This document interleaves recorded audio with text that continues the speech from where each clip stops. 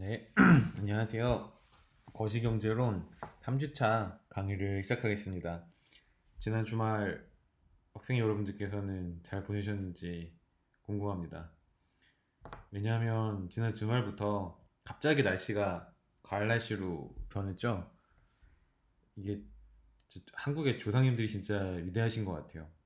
기상청은 맞추지 못하는 날씨들을 조상님들은 몇백 년 전부터 이미 알고 계신 거 아니에요? 절기라는 개념을 통해서. 이쯤 되면 이렇게 변할 것이다라고 완벽하게 알고 계셨던 거니까 참 대단하다는 생각을 지난 주말에 했습니다. 날씨가 좋아진 만큼 이제 더위도 한풀 꺾이고 습도도 많이 낮아졌고 또 하늘도 굉장히 맑고 예쁘잖아요. 그래서 많은 분들이 이제 외부 활동을 좀 더 하고 싶은 그런 욕구를 느끼실 텐데 아직 우리 한국에서는 코로나 바이러스가 완전히 종식이 되지 못했기 때문에 그래도 각별히 조심하시는 게 좋을 것 같다는 생각이 듭니다. 어디 가실 때는 반드시 마스크를 하시고 손도 자주 웬만하면 씻으시고 타인과의 거리는 최소한 2m 정도 떨어뜨린 상태에서 활동을 하시기 바랍니다. 사실상 활동을 하지 말라는 얘기죠. 그런 얘기를 하면은. 특히 운동 같은 경우에는 정말 힘들고요. 여러분들 좋아하시는 코인 노래방이나 뭐 식당이라든가 커피숍 같은 곳도 그 사회적 거리두기가 사실상 불가능하기 때문에 많은 경제활동들 혹은 여가 활동들이 제약을 받게 됩니다. 하지만 지금 이 코로나 바이러스가 어느 정도 수준의 심각성을 가지고 있는지 우리는 잘 모르고 다른 국가들의 예를 봤을 때는 굉장히 많은 사망자까지 발생하고 있는 걸로 봐서 제대로 된 방역이나 치료가 제때 이루어지지 않으면 상당히 심각한 질병으로 발전할 수 있다는 것은 대충 우리가 간접 체험을 통해서 알 수 있어요. 그 말인즉슨 어, 끝까지 우리는 조심을 해야 한다는 겁니다. 그리고 조금 오바스러울 정도로 조심을 해야지 여러분과 여러분 가족 그리고 친구들이 모두 함께 안전하게 이 위기를 이겨낼 수 있을 것 같아요. 이 코로나 바이러스 위기는 경제 위기와는 그 성격이라든가 차원이 다르죠. 경제 위기는 정책적으로 극복할 수 있는 방법들이 있는데 이처럼 완전히 새로운 형태의 바이러스가 한 국가로 침투했을 경우 백신이나 치료제가 나오기 전까지는 사실상 근본적인 대책이 나오기 힘듭니다. 때문에 경제활동이 올스톱 되는 게 정상이고요. 우리나라가 그런 상황에서도 최소한의 경제활동을 계속 허용해 주는 것은 안 그러면 정말 굶어 죽는 사람들이 생기니까 많은 또 국민들이 그것을 원하고 있으니까 어쩔 수 없이 하는 측면이 큽니다. 원래대로라면 지금 모든 게 올스톱 돼야 돼요. 그리고 급식 여러분들 급식 드셨죠? 저는 급식 안 먹었는데 어쨌든 급식이라든가 이런 것들이 계속 배급이 되어야 되고요. 그래서 한 달이든 두 달이든 모두가 접촉을 하지 않고 완전히 각자 집에 머물러 있는 상태에서 새로운 확진자들만 병원으로 이동되고 이게 사실 맞는 이제 이 바이러스를 우리나라에서 완전히 몰아낼 수 있는 방법인데 그렇게 하면은 이게 바이러스로 인해 죽는 것보다 경제 활동의 불가능성으로 인해 굶어 죽는 사람들이 더 많을 테니까 그거는 정부도 피하고 싶었나 보죠. 어쨌든 여러분들 마지막까지 몸 조심하시고 우리도 어서 빨리 코로나 바이러스가 우리나라에서 사라져서 대면으로 좀 여러분들 얼굴 뵙고서 강의를 할 수 있는 날이 빨리 왔으면 좋겠습니다. 교수자인 저도 비대면 강의가 정말 싫고 굉장히 개인적으로 짜증이 납니다. 뭐 하는 짓인지 모르겠어요. 학교는 매일 출근을 하는데 학생들은 못 만나고 수업 준비는 똑같이 하는데 학생들로부터 피드백을 못 받으니까 내가 잘하고 있는 건지도 모르겠고 학생들은 녹화 동영상을 원하는데 녹화 동영상 올리는 게 맞는지 잘 모르겠고 뭐 아무것도 모르겠어요. 그래서 일단 되는 대로 여러분들이 공부는 하셔야 되니까 공부할 수 있는 최소한의 매테리얼을 제공해 드리고 있는데 이게 맞는 방법인지는 이번 학기까지 경험을 해봐야지 좀 개인적으로 확신을 갖게 될 것 같습니다. 지난 학기는 정말 얼렁뚱땅 그냥 넘어갔고요. 이번 학기는 좀 나름 체계를 갖춰서 하려고 그러는데 이게 맞는 건지 틀린 건지 모르기 때문에 솔직히 저도 여러분들에게 어느 정도로 제가 도움이 되고 있는지 잘 모르겠습니다. 나중에 우리가 줌이라든가 혹은 제한적인 비대면으로 만날 수 있는 기회가 있다면 그때 많이 피드백을 주세요. 자, 잡소리는 그만하고 오늘부터 본격적으로 경제 이론들에 대해서 하나하나 살펴보겠습니다. 오늘부터 굉장히 많은 수학 수식들이 등장을 할 수 있는데 여러분들이 지금 하셔야 될 가장 중요한 마음의 자세는 패닉 당하지 않는 거예요. 패닉은 이제 머릿속에 백지 상태가 되는 거죠. 그리고 한 줄도 스스로 혼자서 내려갈 수 없는 진도를 혼자서 뽑아낼 수 없는 어떤 상태에 다다르게 되는데 제가 경험한 바에 따르면 그런 상태에 다다른 대부분의 학생들은 정말 실력이 없어서라기보다는 당황해서 그래요. 근데 하나하나 따지고 들어가 보면은 어려운 내용이 전혀 없습니다. 왜냐하면 이러한 수준의 경제학 이론들이 실제로 학부 수준의 교과서에 나오고요. 실제로 많은 학교에서 강의가 이루어지고 있고 더 나아가서 국가 공인 여러 가지 자격증이라든가 여러 가지 입사 시험에 이러한 수준의 경제학 이론들이 출제가 되고 있거든요. 그 말인즉슨 한국에서 정상적으로 고등학교를 졸업한 평범한 한국인은 이러한 공부를 할 수 있다는 국가의 판단이 있는 겁니다. 말도 안 된다고 생각하시겠지만 어, 실제로 행정고시라든가 뭐 입법고시에 이런 수준의 문제들이 많이 나오거든요. 근데 이 행정고시 자격 중에 대졸이라는 자격은 없잖아요. 제가 알기로 없습니다. 고시는 고졸 이상의 누구나 응시가 가능한 걸로 알고 있는데 그렇다면 대학을 안 다녀도 이런 거 혼자 공부해도 알 수 있다는 거잖아요. 근데 여러분들은 이제 지금까지 배우실 기회가 없었던 거예요. 왜냐하면 충남대학교에 계셨던 많은 교수님들이 안 가르쳐 주셨기 때문에. 근데 저는 조금 어렵더라도 이런 것들을 충남대 정도 다니는 학생 수준이라면 충분히 능히 이해할 수 있고 또 이것을 자기 것으로 소화해서 이것을 어딘가에 더 큰 뜻을 가지고 있는 학생들은 다른 어딘가에 활용할 수 있다고 생각을 합니다. 그것이 뭐 고시 시험 준비가 됐든 아니면 대학원 진학이 됐든 아니면 여러분들 일반 회사에 들어가셔서 보고서 작성에 쓰는 지식이 됐든 혹은 그냥 여러분들이 삶과 사회를 이해하는 통찰력을 키우는 재산이 됐든 그 어떤 방향으로든지 충분히 저는 배울 만한 가치가 있다고 생각을 해요.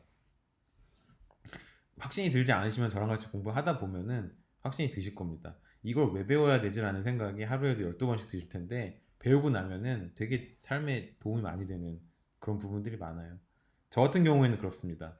저 같은 경우에는 학부도 경제학과고 석사도 경제학과고 박사도 경제학과 해갖고 총 10년 넘게 경제학만 공부를 학교에서 하고 나와서도 계속해서 경제학 이론들을 사용해서 회사에서 밥을 벌어 먹었고 지금도 무역학과에 소속되어 있지만은 경제학 과목들을 가르치면서 경제학 베이스의 국제무역 현상들에 대해서 공부를 하고 있잖아요.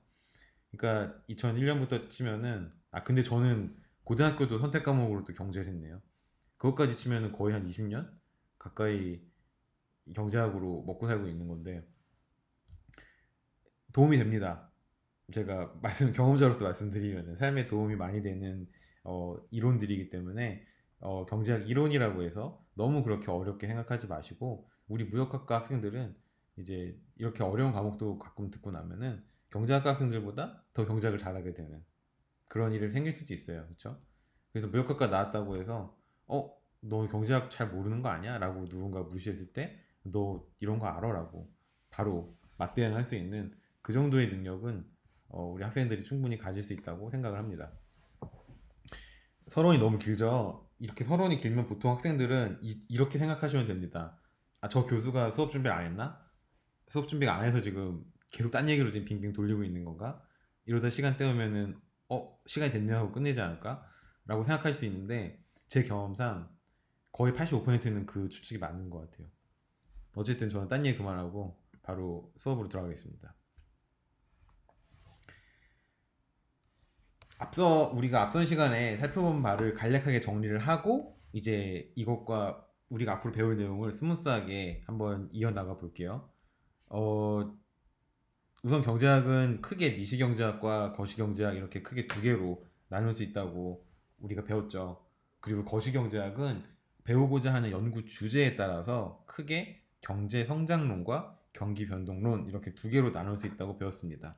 이 두 개를 하나의 그래프로 표현하면은 앞서서 그렸지만은 어, 어, 네, 갑자기 카메라가 사라졌네요. 제가 버튼을 다 잘못 누른 탓이죠. 여러분 점심 드셨나요? 전 점심도 못 먹고 지금 이러고 있어요.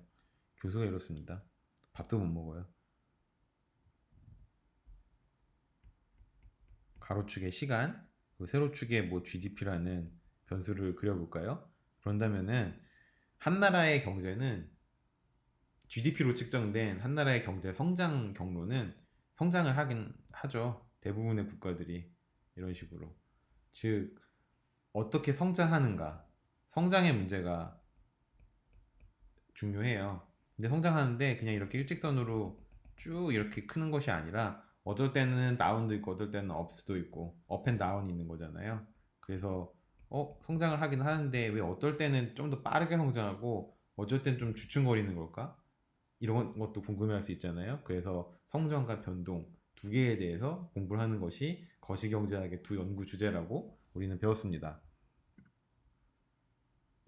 그렇다면 어, 지금까지 목소리가 혹시 너무 작게 들린 건가요? 잠깐만요. 네, 볼륨을 다시 키웠습니다. 이게 노트북으로 하는 거라 영 어설프네요.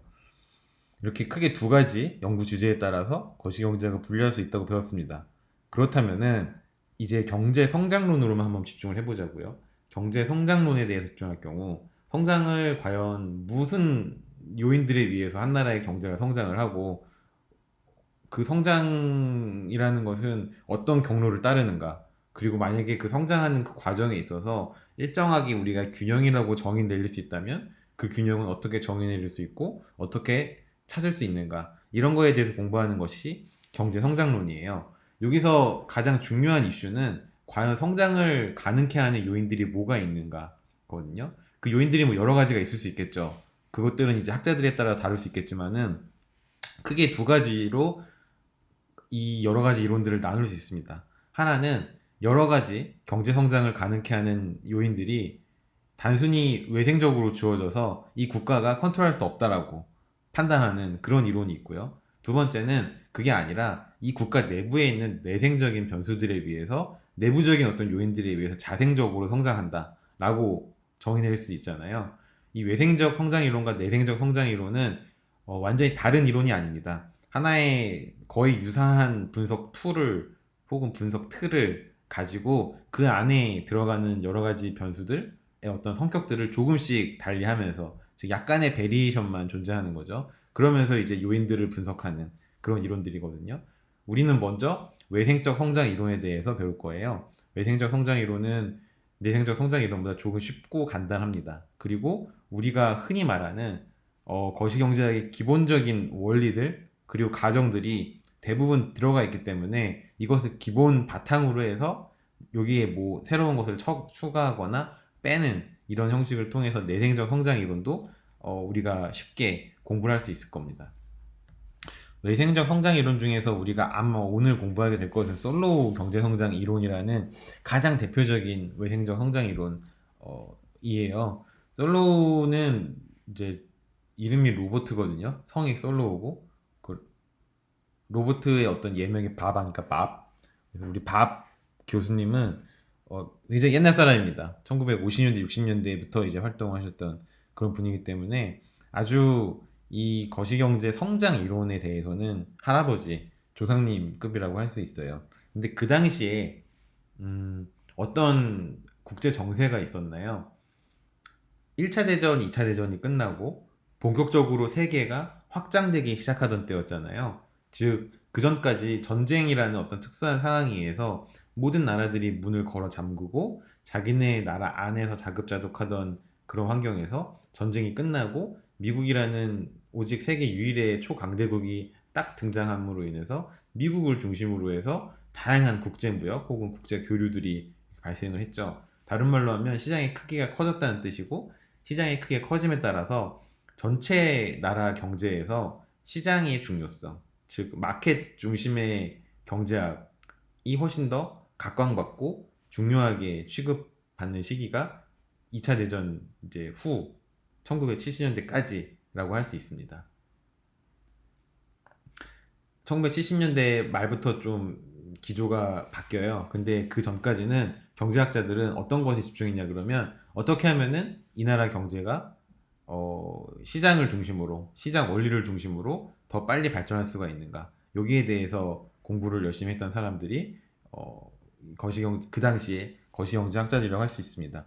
이처럼 시장 중심의 경제학을 강조했던 거시경제학자들을 흔히 신고전학파라고 우리가 얘기를 해요. 그리고 그 후에 신고전학파의 여러 가지 경제 이론들이 아주 많은 한계들을 가지고 있다는 것이 밝혀졌을 때 추가적으로 열심히 연구한 학자들에 의해서 그러한 어떤 약점들을 보완하기 위해서 시장은 사실 불안전하다, 굉장히 안정적이지 않고 가끔은 완전하지도 않은, 즉 컴플리션이 안 되는, 성립이 되지 않는 그러한 상태도 있다. 그럴 때에는 정부가 개입을 해서 이러한 문제를 해결해 줘야 된다라는 일군의 경제학자들이 또 출연을 하게 됩니다. 그 사람들을 이제 과거에 1920년, 30년대 존재했던 케인즈라는 사람이 있어요. 이 케인즈라는 사람의 어떤 시대 정신을 그대로 계승했다는 그런 의미에서 유케인지안이라고 부르기 시작했어요. 케인즈에 대해서 간략하게 설명을 해드리면은 1920년대, 30년대부터 활동했던 경제학자인데요. 영국의 경제학자입니다. 근데 너무 뛰어난 천재였기 때문에 미국까지도 영향을 미쳤어요. 크게 우리가 예를 하나 들을 수 있다면 여러분들 모두 다 한 번쯤 들어보셨을 뉴딜 정책 같은 게 이제 존 메이나드 케인즈의 머리에서 나온 아이디어로부터 시작된 겁니다. 뉴딜 정책의 핵심이 뭔가요? 나중에 우리가 따로 경기 변동론에 가서 뉴딜 정책에 대해서 공부를 하겠지만은 뉴딜 정책의 핵심은 국가가 어떤 경제 위기에 처했을 때 수요 부분이 부족하다는 거예요. 이 경제 위기의 핵심은 수요가 공급을 창출하지 못한다는 생각인 거죠. 그래서 케인즈가 제안했던 것은 국가가 주도적으로 어, 잡을 크리에이테라, 즉 국가 주도의 여러 가지 사업들을 벌이자. 그러면은 거기서부터 여러 가지 다양한 고용이 창출이 될 것이고 거기에 취직한 사람들이 일을 열심히 하다가 수입을 얻게 될 것이고 그 수입으로 소비를 하게 되면은 그 소비를 충족시키기 위해서 새로운 공급이 발생할 것이고 그것은 시장으로 다시 피드백 될 것이다. 즉 수요 중심의 경제학을 최초로 주장했던 사람이 케인즈죠. 이 수요를 다시 되살리기 위해서 경제 위기에서 원래 노멀 상태로 가기 위해서 국가가 여러 가지 사업을 할 수도 있다. 그래서 뉴딜 정책 같은 뭐 댐을 만든다든가 뭐 항만을 만든다든가 고속도로를 만든다든가 이런 건 만들어두면 경제에 좋으니까. 근데 시장성이 없어서 아무도 안 만드니까 국가가 주도적으로 사람들을 고용을 해서 만들자는 그런 아이디어죠. 그 뉴딜 정책이 이제 대공황 이후에 미국을 되살리는 데 기여를 하게 됩니다. 이런 예에서도 볼 수 있듯이 케인즈 학파는 뉴케인지언 학파는 정부의 적극적인 개입 혹은 수요의 창출 이런 것들을 강조하는 쪽이고요. 신고전학파 같은 경우에는 이어 반대로 시장이 거의 완전한 형태이기 때문에 시장의 대부분의 권력을 맡겨두면은 모든 사람들은 가장 최선의 결과를 얻게 된다. 최선의 아웃컴 혹은 최선의 자원 분배, 리소스 리올로케이션을 얻게 된다라는 것이 고전학파의 이론입니다. 따라서 고전학파 같은 경우에는 공급 중심 경제학이라고 보통 얘기를 하고요. 공급 중심 그리고 시장 중심이라고 얘기를 하고요. 유케인지아파 같은 경우에는 수요 측면을 좀 더 중시하고 혹은 시장의 불안정성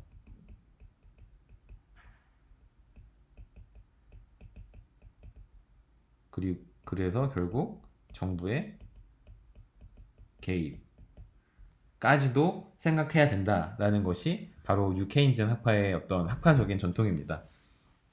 이렇게 크게 두 개의 학파가 있다는 사실을 염두에 두시면은 앞으로 우리가 배워나가는 경제 이론들이 어디에 더 가까운지 우리가 여러분들 스스로 아마 판단을 내릴 수 있을 거예요. 우리가 처음 배울 이론은 솔로 경제 모형입니다.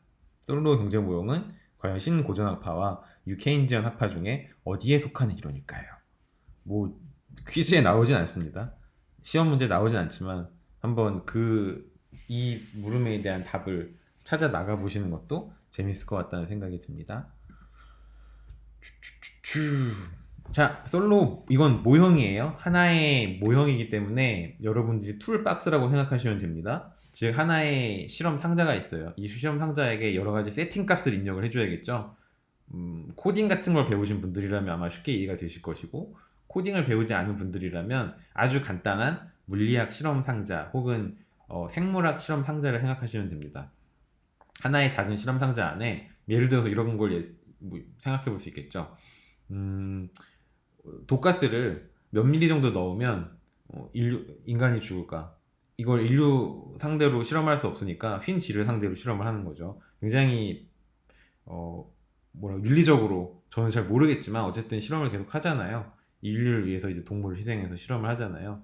그러면은 이 실험 상자 안에 흰 쥐가 하나 있어요. 거기에 이제 변수인 독가스를 조금씩 넣는 거죠. 그에 대한 결과 아웃컴이 나올 거고요. 아웃컴은 흰 쥐가 죽는 거겠죠. 그래서 언제쯤 죽는지 측정을 하는 겁니다. 그렇다면은 이 실험 상자 안에서의 이제 소위 말하는 주체 혹은 주인공은 흰 쥐가 되겠죠. 그리고 흰 쥐에 어떤 영향, 독가스라는 하나의 요인이 들어오는 거고요. 그래서 흰 쥐가 사망을 하게 된다면 우리는 하나의 아웃컴을 얻게 되는 거예요. 이게 아주 이공계에서 아주 간략하게 쓰는 실험이잖아요. 그러면은 우리도 이런 것과 비슷한 어떤 실험 상자를 하나의 국가 단위의 경제라는 개념에서 만들 수 있는 겁니다. 크게 한 나라의 경제 주체 혹은 한 나라에서 주체적인 판단을 내리는 사람은 가계와 기업 두 개만 존재한다고 가정을 해요. 즉 여기에는 해외 부분도 없고요. 그 폐쇄 경제예요, 기본적으로.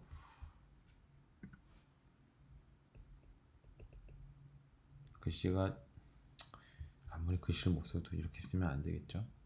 혼나겠죠? 기본적으로 폐쇄 경제고요. 기본적으로 정부는 존재하지 않습니다. 다른 말로 하면은 GDP의 지출 측면에서 측정한 GDP는 크게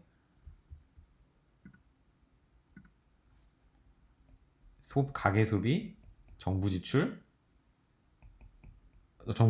기업 투자, 그리고 순수출 이렇게 네 가지로 이루어진다고 배웠잖아요, 전 시간에. 근데 폐쇄 경제를 기본적으로 가정하니까 네 번째 항이 사라지고요. 정부가 기본적으로 존재하지 않는다고 가정하니까 정부 지출 파트도 사라집니다.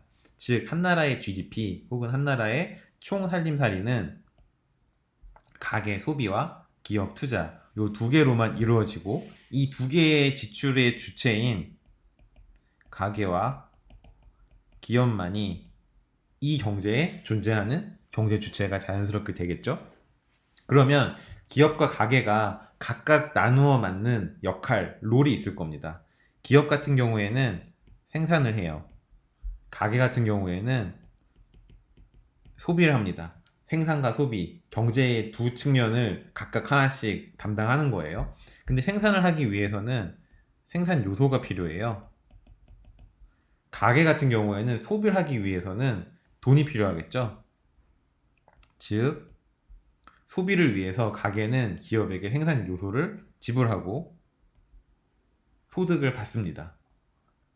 아주 기본적인 가정이죠. 우리가 앞서서 봤던 경제 순환 모형도를 아주 축약적으로 예측한 거, 이게 뭐라 그럴까요? 추상화시켜서 드러낸 거예요. 표현한 거예요. 여기에는 심지어 금융기관조차 들어있지 않습니다. 나중에 금융기관이 없어도 어떻게 저축과 투자가 이루어지는지는 같이 배울 거예요. 그렇다면은 가게가 기업에게 제공하는 생산 요소는 무엇이 있을까요? 아주 단순하게 크게 두 가지가 있다고 가정을 합니다.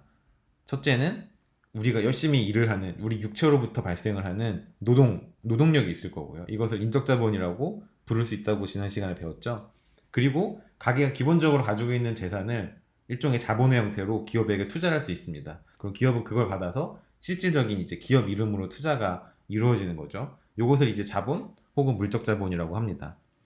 노동은 레이버의 앞글자인 L을 써서 L이라고 표현하는데 자본은 캐피탈에 C를 써서 C라고 표현해야 되는데 왜 K라고 표현할까요? C는 이미 GDP의 가장 큰 포션인 가계 소비의 컨섬션에 이미 C를 뺏겼어요.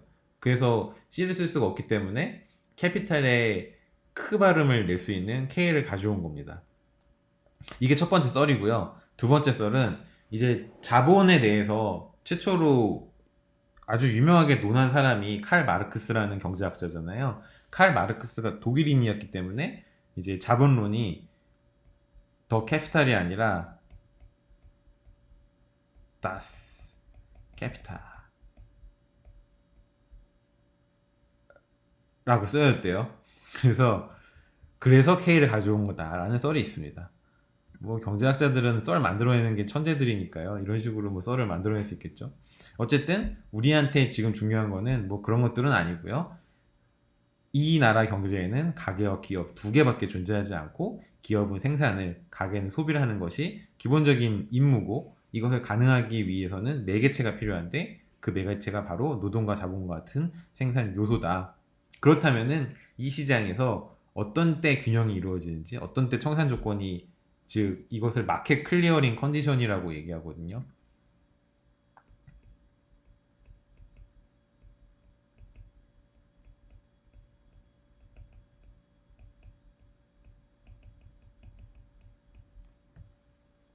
시장이 청산돼야 되잖아요. 청산되지 않는 경우가 뭡니까?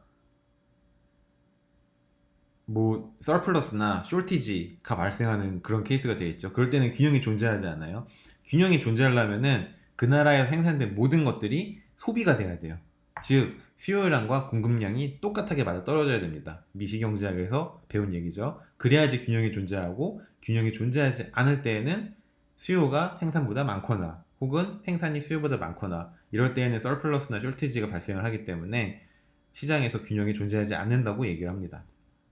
즉, 요것은 우리가 균형을 얘기할 때 반드시 필요한 조건이에요. 이 부분은 생산이 되겠죠? 혹은 공급 파트가 될 거고요. 이 부분은 우리가 지출이라고 보통 얘기하거나 혹은 수요 파트가 될 겁니다. 즉, 공급과 수요가 똑같이 맞아떨어지는 이퀄 사인을 가지고 있을 때만, 즉 1번식이 성립할 때만 우리는 균형에 대해서 이야기할 수 있다. 요거까지가 솔로우 모형의 기본적인 가정입니다. 이해가 되셨죠, 이제?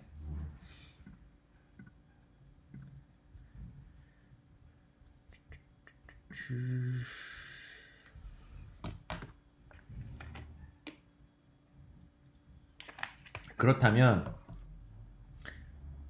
공급과 소비가 어떻게 이루어지는지도 한번 봐야 되잖아요. 이 솔로우 모형이 핵심이 이겁니다. 공급을 기업이 생산을 어느 정도 하면은 생산된 모든 산출량은 소비자에 의해서 혹은 기업에 의해서 반드시 100% 지출되게끔 된다라는 가정이 들어가 있습니다. 즉, 우리는 소비를 하거나 저축을 하거나 둘 중에 하나로는 반드시 이 나라에서 산출된 모든 산출량을 쓴다는 거예요. 그 외엔 다른 선택지가 없다는 겁니다. 소비를 하거나 저축을 하거나. 근데 우리가 앞서서 봤던 저축 투자 항등식에 의하면 한 나라에서 생산된 모든 투자는 그 나라에서 축적된 모든 저축과 항상 일치하게 되잖아요. 즉 기업의 투자는 바로 소비의 저축과 똑같이 일치하게 됩니다. 즉 다른 말로 하면은 만약에 기업이 100만큼 만들어내면은 그렇게 만들어낸 100이라는 산출량은 가계 소비로 쓰이든지 기업 투자로 쓰이든지 무조건 100% 쓰이게 된다는 거지, 그 외에 남은 잉여는 없다는 겁니다. 이것을 조금 어렵게 해석하면 어떻게 말할 수 있을까요? 굉장히 공급 중심적인 시각이죠. 그쵸?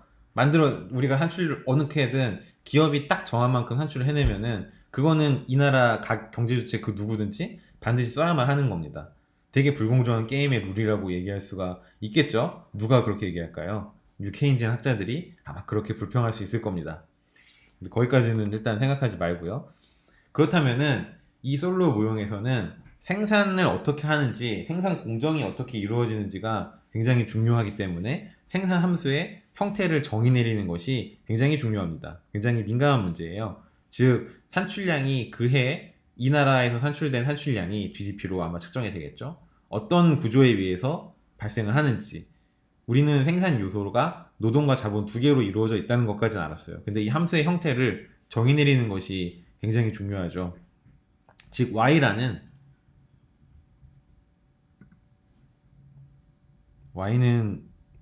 그 나라에 산출된 총 산출량의 합인데 Y는 노동과 자본을 이용한 어떤 특수한 함수에 의해서 산출이 됩니다. 즉 총 산출량 혹은 총 소득이 되겠죠. 이것은 그대로 가계 소비나 가계나 기업의 주머니로 바로 들어가게 되니까 총 생산은 총 소득과 똑같다라고 얘기할 수가 있어요. 이걸 다른 말로 바꾸면은 그 나라의 총 소득은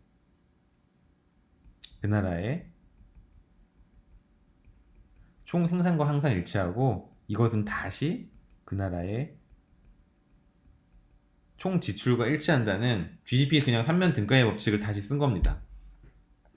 여기까지는 아주 일반적인 얘기예요. 근데 여기에 더해서 이 생산함수의 어떤 몇 가지 구조적인 특징들을 더 가정을 해야지 앞으로 얘기가 진행이 될 수 있습니다. 첫 번째는 규모에 대해 수익 불변, Constant Returns to Scale이라는 개념이에요. 이것을 경제학 원론 시간이나 미시 경제학 때 배우신 분도 있고 안 배우신 분들도 있는데 간단하게 말씀드리면 이렇습니다. 각각의 생산 요소가 모두 똑같은 비율로 증가해요. 즉 노동력도 2배로 늘고 자본도 2배로 늘어요. 그러면은 생산 함수를 거쳐서 어떤 아웃풋이 나오겠죠. 이 산출량도 똑같이 2배만큼 느는 거예요. 이것이 규모에 대해 수익 불변입니다. 그것을 우리는 첫 번째 식으로 이것이 이제 Constant Return to Scale 약자로 CRS가 그러는데 CRS의 정의예요. CRS의 정의가 이렇게 됩니다. 감마는 이게 마이너스 값이면 얘기가 안 되니까 감마는 아마 플러스 값이 되겠죠. 이것을 이제 그리스 언어 감마라 그러는데 좀 혀를 굴리면 겜마 이렇게 됩니다. 미국 사람들이 겜마 이러면 알아들으셔야 돼요. 이제 미국 사람들이 혀를 되게 많이 굴리잖아요. 버터를 많이 먹어서 그런지 뭔지 모르겠지만 그들이 혀를 굴릴 때 우리가 못 알아듣는 단어들이 몇 개 있습니다. 그 중에 가장 대표적인 게 제가 갑자기 잡담을 했네요. 이것만 말씀드리고 다시 돌아오겠습니다. 영국 차 중에 제규어 있잖아요. 제규어를 미국 사람들은 제과이아라고 해요. 제과이아. 못 알아들으시겠죠? 저도 처음에 한참 못 알아들었어요. 미국 친구들끼리 막 뭐 차에 대해서 얘기할 때 뭐지? 나도 소나타 아는데 현대 나와라. 현다이 하면 알아들을 수 있는데 이게 제과이아 하는데 이게 무슨 차야? 근데 제규어더라고요. 아무튼 뭐 일상의 작은 팁입니다. 미국 친구를 만났을 때 당황하지 마세요. 그 친구들은 원래 혀가 좀 꼬인 친구들이에요.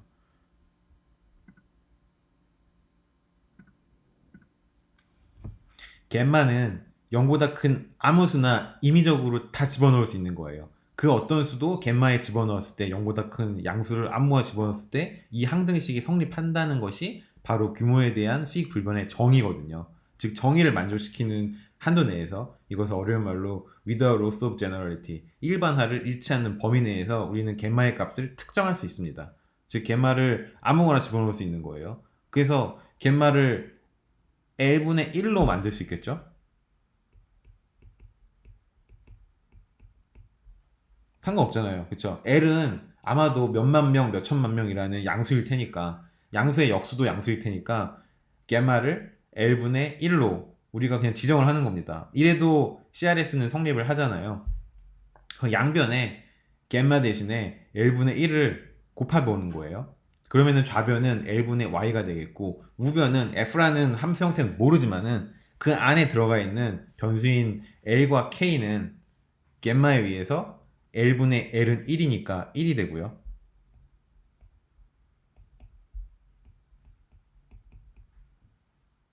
갰마 곱하기 K에서 갰마가 L분의 1이니까 L분의 K가 되겠죠. 그쵸? 그러면 우리가 L분의 Y는 이게 뭐예요? GDP를 인구 혹은 레이버 포스 경제활동 인구로 나눈 거잖아요. 즉 GDP를 경제활동 인구 혹은 인구로 나눈 것을 우리는 뭐라 그럽니까? 1인당 국민소득이라고 얘기하죠. 영어로 하면은 GDP per capita 라는 놈으로 새롭게 정의를 할 수가 있습니다. 이것을 스몰 y라고 쓰기로 하자고요. 지금부터 우리가 이렇게 약속을 하는 겁니다. 정의가 되니까 이거 짝대기 새기고야겠네요. 그러면 우변은 어떻게 될까요? 우변은 어떤 특정 함수 f에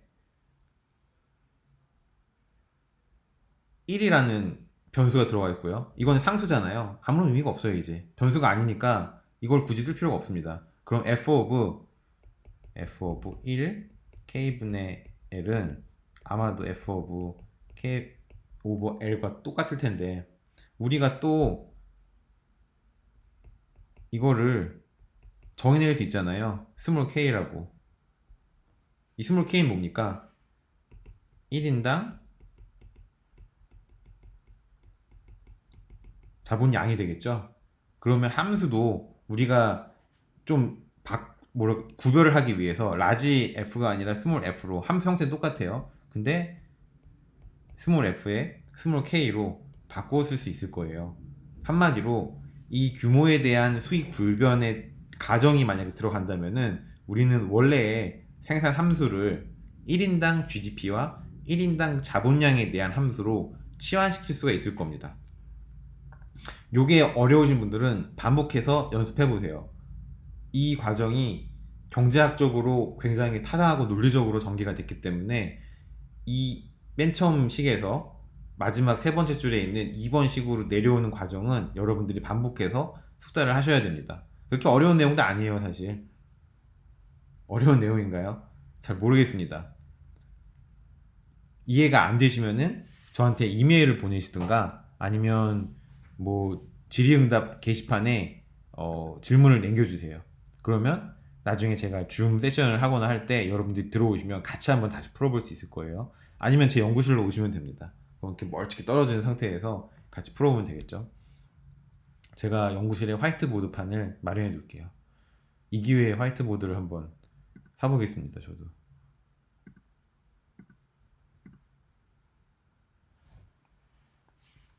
그렇다면 앞서서 우리가 정의 내렸던 CRS 가정이 계속해서 성립을 한다면 우리는 여기서 하나의 굉장히 일반적인 경제학 이론 법칙을 하나 찾아낼 수 있습니다. 그것은 바로 한계 생산 체감의 법칙이라는 건데요. 이건 무슨 말이냐 그러면은 1인당 GDP는 1인당 자본량에 대한 함수예요. 1인당 변수로 치환했기 때문에 노동 투입량은 더 이상 중요하지가 않아요. 그쵸? 그냥 1인당 자본량에 대한 함수니까 변수도 하나, 종속 변수도 하나, 독립 변수도 하나 이렇게 돼버린 거예요. 이랬을 때 이 함수는 증가 함수지만 자본의 1인당 자본의 한계 생산성은 계속해서 감소를 한다는 겁니다. 그 말이 무슨 말이냐 그러면은 한계 생산이라는 이제 어려운 개념이 들어왔죠. 어렵게 생각하지 마시고 그냥 미분값이라고 생각하시면 돼요. 미분값. 요걸 미분을 해볼까요? 한번 미분이 가능한 1차 미분이 가능하다고 가정을 합시다. 이 함수는. 그러면은 뭐 이렇게 되겠죠. 여러분 어떤 함수의 미분값은 기하학적으로 어떻게 표현할 수가 있어요? 어떤 한 점에 접하는 기울기라고 표현할 수가 있겠죠. 만약에 이 GDP 1인당 GDP가 1인당 자본량에 대해서 이 1인당 GDP가 증가함수라면은 이렇게 위로 쭉 뻗는 형태가 될 텐데 아마 이런 형태가 되겠죠. 한계 생산이 감소한다는 것은 처음에 한 단위 자본량을 1인당 자본량을 투입했을 때 기울기 값이 이렇게 있을 거고요. 만약에 뭐 100단위 투입을 했을 때 기울기 값이 있는데 이 기울기 값이 계속해서 감소한다는 거예요. 요 그래프를 보면 어때요? 기울기가 계속 감소하고 있죠. 이런 경우 한계생산 체감의 법칙이 성립한다라고 이야기할 수가 있습니다. 여기까지만 얘기를 들으시면 이게 도대체 무슨 말이야 라고 생각을 하실 텐데 한번 예를 들어보죠. 흔히 거시경제학자들이 가지고 오는 생산함수 형태는 콥 더글라스라고 하는 이름 붙여진 생산함수입니다. 콥이라는 경제학자와 더글라스라는 경제학자가 서로 합심해서 만든 생산함수 형태예요. 굉장히 현실적으로 타당하다고 인정되는 함수 형태입니다. 무슨 말이냐 그러면 이 아주 단순한 함수 형태에 실제 데이터들을 집어넣었을 때 그 데이터가 실제로 워킹한다는 거예요. 모양이 그럴듯하게 나온다는 겁니다. 그러면 이 생산함수 형태를 가정해서 과연 CRS와 한계생산 체감의 법칙이 성립하는지 한번 살펴보겠습니다. 회심의 무기. 잠깐만요. 일단 지우고. 그렇죠. 회심의 무기 원노트를 가져왔습니다. 이게 잘 되나 모르겠네요. 오케이. 자, Y는 한 나라의 생산함수는 어떻게 정의가 되냐 그러면은 뭐 A라는 상수가 있어요. 이 상수는 나중에 아주 중요하게 다루어지겠지만은 일단 그냥 무시하자고요. 그리고 L이라는 앞서서 어떻게 돼 있었죠? L에 1-알파승만큼 들어가고요. K에 알파승만큼 들어가요. 총 3개의 항이 있는 거죠. 하나의 항이지만 이게 3개 곱하기로 연결되어 있는 거죠. 근데 여기서 우리 알파를 0에서부터 1까지의 상수라고 정의 내립니다. 이미 정해져 있어요. 그럼 이 알파를 어떻게 경제적으로 해석하냐? 그건 나중에 따로 말씀드리겠습니다. A와 알파에 대한 경제적인 해석은 일단 생각하지 말고요. 우리 일단 우리 앞에 닥친 이 위기를 빨리 극복하는 게 급급하잖아요. 한번 극복을 해보죠. 첫 번째, 우리가 해야 될 것은 과연 CRS가 성립하냐는 겁니다. CRS가 성립하기 위해서는 식의 양변에 L로 나누어주는 작업을 하면 돼요. 그러면 좌변은 어떻게 되냐 그러면 L분의 Y가 되겠죠. 우변은 A는 상수니까 그냥 무시하고요. L과 K를 L분의 L, L분의 K로 다시 써주시면 됩니다. 무슨 말이냐 그러면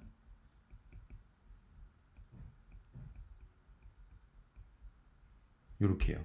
여기에 항등식이 성립을 할까요? 이게 성립을 하면은 CRS가 성립을 하는 거예요. A 곱해주고요. 요거는 1이죠. 1에 1-알파가 되고요. 요거는 우리가 그냥 뭐 일단 이렇게 씁시다. 근데 여기서 우리가 L분의 1로 양변의 L과 K를 바꾸어 주는 게 성립을 한다는 것을 보여주기 위해서는 밖으로 끄집어내야 돼요. 무엇을? L분의 1을.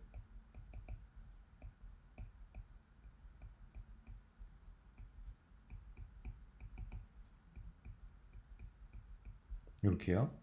요거는 그냥 L분의 1에 1-알파 플러스 알파잖아요. 수학적인 방법에 의해서. 그리고 뒤에 이렇게 곱해진 형태입니다. 일반적인 거예요. 이걸 다시 쓰면은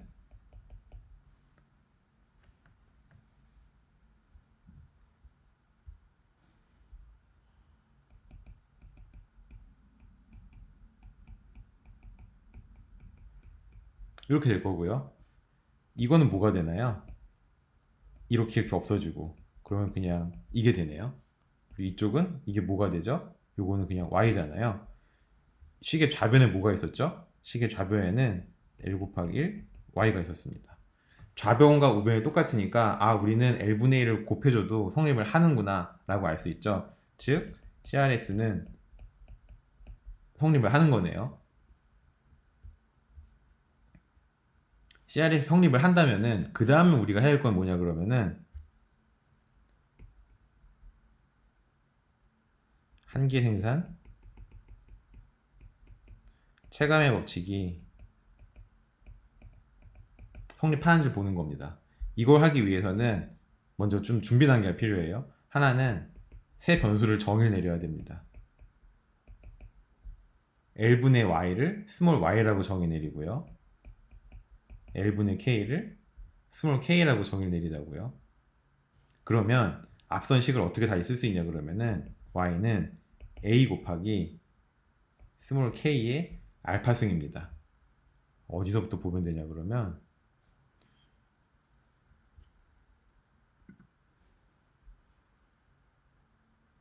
이 부분을 보면 돼요. 그쵸?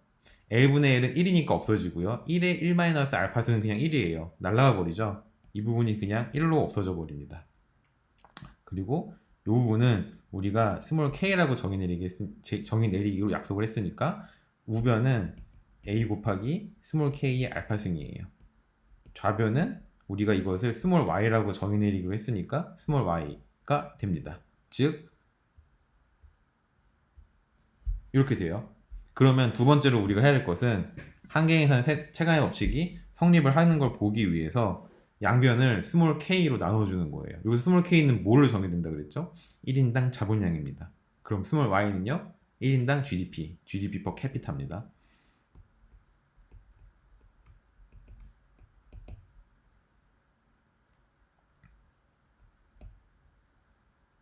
잘못 썼다. 그냥 쓸게요. 이렇게 되겠죠? 그쵸? y를 k로 미분하는 겁니다. 미분하면은 이것이 바로 기울기 값이 돼요. 그쵸? 이거는 a 곱하기 알파 곱하기 k의 알파 마이너스 1이에요. 그쵸? 근데 여기서 우리는 알파가 뭐라 그랬어요? 0에서부터 1까지 값을 갖는다 그랬잖아요. 그러면 알파 마이너스 1은 0보다 작겠네요. 다른 말로 하면은 a 곱하기 알파 곱하기 k의 1 마이너스 알파의 분의 1이라고 다시 쓸 수 있습니다. 왜 굳이 이렇게 쓰냐 그러면은 이제 우리는 최종적으로 해야 될 건 뭐냐 그러면 만약에 k가 증가하면 증가할수록 이 기울기 값은 0보다 크냐 작냐만 판단을 해주면 되는 거예요. 이게 점점 좀 줄어들면은 한계행산 체감의 법칙이 성립을 한다는 거죠. 근데 앞서서 우리 최종적으로 찾아낸 결과인 이거를 보면은 k가 분모에 들어가 있잖아요. 여러분 분모가 커지면 커질수록 어떻게 되나요? 그 값은 점점 전체적인 값은 줄어들게 되죠. 왜냐면 분자는 1밖에 없으니까. 즉 얘가 점점점 커지면 커질수록 얘는 점점 좀 작아지게 돼요. 즉 우리는 여기 없어지고 0보다 작다는 것을 알게 됩니다. 이 말인즉슨 k가 커지면 커질수록 기울기 값은 점점점 작아진다는 거니까 한계행산 체감의 법칙이 성립한다는 것을 알 수 있겠네요. 여기까지 이해가 되시죠? 수학적으로 제가 글씨가 개판인데 수학적으로 한번 연습을 해왔습니다. 이 과정이 어려우시면 반드시 반복해서 연습을 해주세요. 어렵지 않고 잘 이해가 된다 그러면 앞으로도 크게 문제가 없을 겁니다.